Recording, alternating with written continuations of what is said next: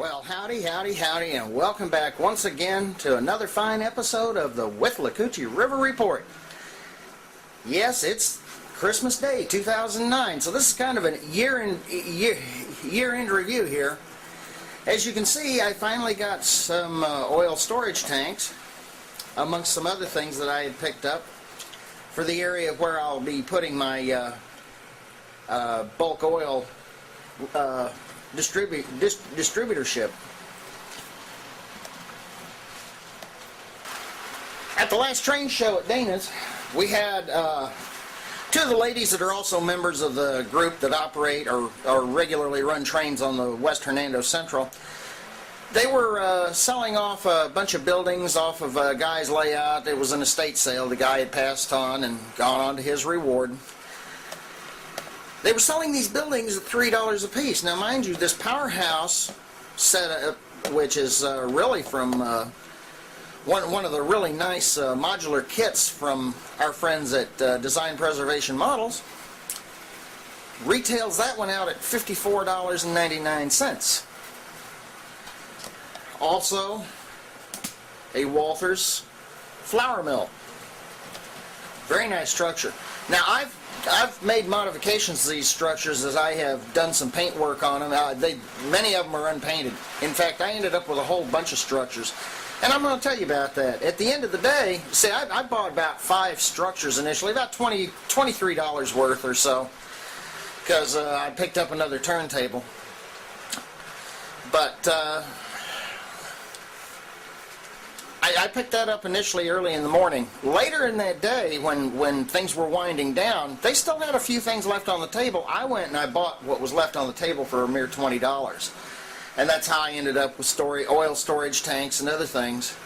That's also how I ended up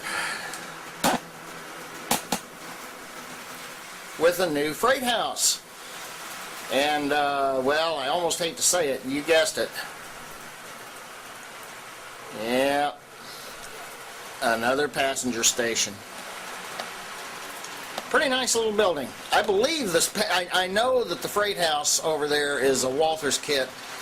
I believe this passenger station was also. Also, I've picked up several of these old barns.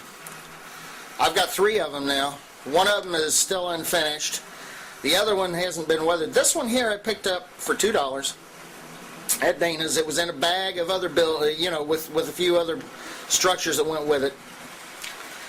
Glue splotches all over the place and really looked horrible. After I got done weathering it up, it doesn't look so horrible anymore. I put the Jordan Model A pickup in there to kind of give it that it's a working farm look. I might rust that pickup up a little bit.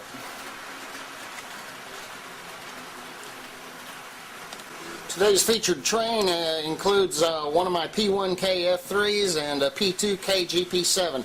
All of these engines have been converted over to Athearn drive axles and wheel sets. I haven't had a lick of trouble with them since, because they all ended up with cracked axles, which seems to be the bane of the old lifelikes.